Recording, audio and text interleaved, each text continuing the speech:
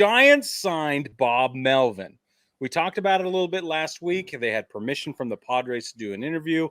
That lasted like 18 hours, and then they hired him, and here we are. So it's a 3-year deal, and I want to know from you, baseball family, was Bob Melvin leaving more about joining the Giants or leaving the Padres? That's the question, and it can be both. Brad, what do you think? I think it's both, honestly. Okay. A big part of it was he was ready to be done with the Padres. Like we talked about before, a lot of egos in that clubhouse to manage, and that is tough.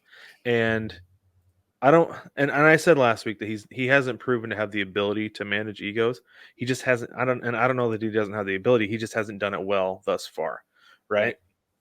But the other thing is that he's from the Bay Area. He's from Palo Alto, California. Yeah, so, I did not know that until you brought it up. Yeah. and I saw that. I was like, of course. Because I saw that he was from Palo Alto. I was like, where is that? It can't be Southern California. As I looked at it, it is right on the water, right next to San Jose. So he is not far from where he grew up, being with the Giants. And he wasn't far from there being with the A's either. So it makes sense that he was as comfortable as he was with Oakland for as long as he was. And then now going back to San Francisco, the Giants... I know we talk about how the manager doesn't have like I want to say like a huge impact, but I think it'll be significant enough. The Giants could get back to where they were contending in the NL West again next year.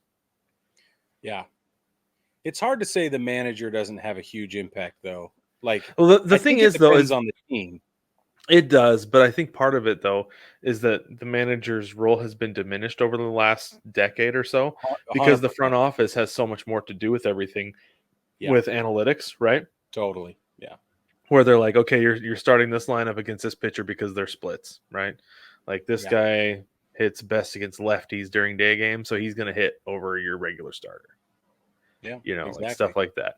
And so the manager's role in that sense is diminished, but at the same time, though, he's got to know when to stick to the playbook that they've outlined before the game and when to go with his gut and make another change. Like in Toronto, they threw Schneider under the bus for pulling for who was it? Was it Barrios, right?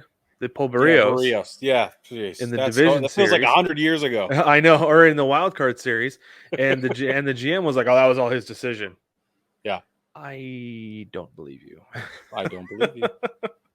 One of these things is not like the other.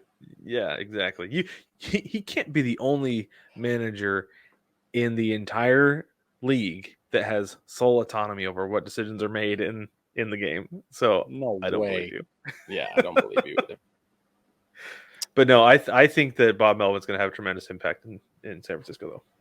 I do too. I think it's going to be awesome.